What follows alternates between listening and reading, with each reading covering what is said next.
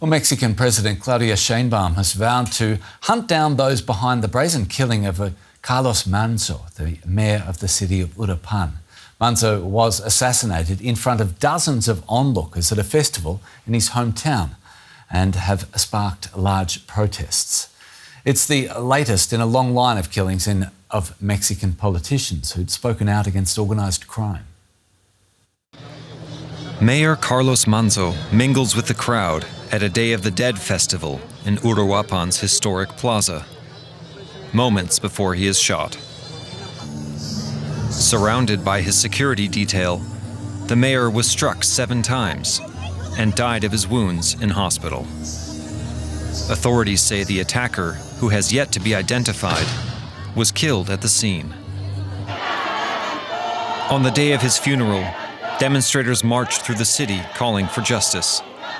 Manzo's widow joined the outpouring of grief and defiance. Even if they silenced his voice, they won't silence this struggle. They won't, because we will carry on his legacy. The second largest city in Michoacan, Uruapan has been plagued by cartel violence. Manzo was an outspoken advocate for public safety. In recent months, he repeatedly called on the federal government for help and told the cartels to leave civilians alone. Authorities say the gun used to kill him was linked to a criminal gang. The bad guys no longer wanted to be attacked by the mayor. He was actually achieving a lot for us, the citizens, and for Uruapan. He was accomplishing many things. That's why they killed him, and now we are in mourning. Mexico's top security official, himself a target of Manzo's criticism, vowed to take action in the wake of the tragedy. We strongly condemn this crime and assure you there will be no impunity. As in other cases, we will go to the bitter end to clear up this cowardly act and ensure all those responsible are arrested. Dozens of Mexican politicians and political candidates have been murdered in the past year alone.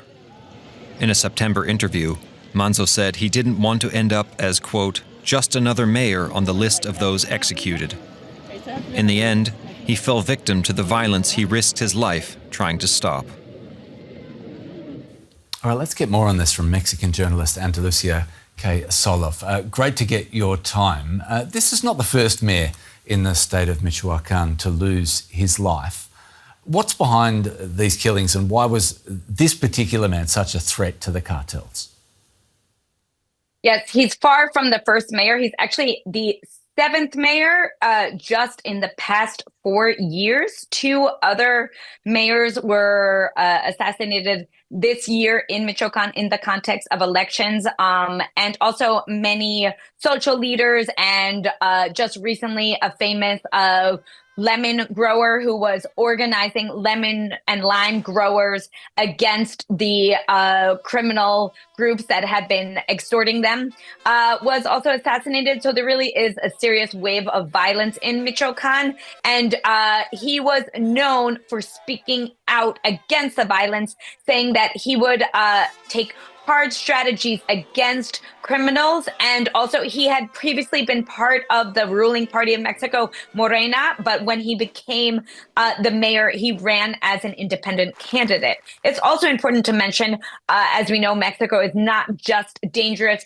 for politicians. It is also one of the most dangerous countries in the world for journalists. And in this same city in Uruapan, last year, a journalist, Mauricio Cruz Solis, was assassinated also in a public location, and it was all caught on camera, and he had just interviewed Carlos Manzo. So there is a repeated violence here that has not been resolved. 7 mayors in the last 4 years, I think you said. Who wants to be mayor next? Are politicians willing to step into that role getting harder to find, particularly ones who are willing to take on the cartels? Are they getting harder to find? Yes and no. Ironically, I think people still keep wanting to be mayor. I don't think it really deters that many, but it does make them demand that there is more security, which is what Carlos Manzo from December last year did have National Guard protection. And many people say if he had 14 elements of the National Guard, how was it that he was assassinated? He was assassinated in the middle of the Day of the Dead celebrations where there were thousands of people. So people say that that's the reason that it was hard for the National Guard to control how close people came to him. But I will say myself, I have covered violent elections in Mexico for the past 10 years or over 10 years. And I just last year was reporting in the state of Guerrero, which is right next to Michoacan and equally violent, and reporting on a candidate that her father had been assassinated as a founding member of the Morena party during her candidacy. And she had National Guard with her at all times. And as we covered her campaign, I was shocked to see actually the distance at which the National Guard was from her, if they were playing on their phones, if they were not paying attention. And I said, it doesn't seem that hard if someone wanted to assassinate her right now, and she has gotten repeated death threats, that she could be assassinated. So while I'm not going to say I'm a forensic expert, that I'm definitely not, I will say that I don't think that just having the National Guard around you can save your life, which we clearly have seen with this recent assassination of Carlos Manzo.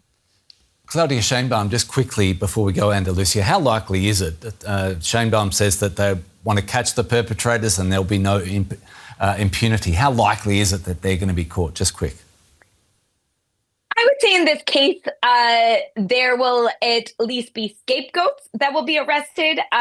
In many of these cases, the people who do pull the trigger are arrested. They do go to prison. But the question is, who paid them to pull the trigger? Because it is very rare that the assassin is the intellectual author of the crime. So I will say it is possible that there is not impunity regarding the person who carried out the crime, but I would say largely there will be impunity concerning who ordered the hit.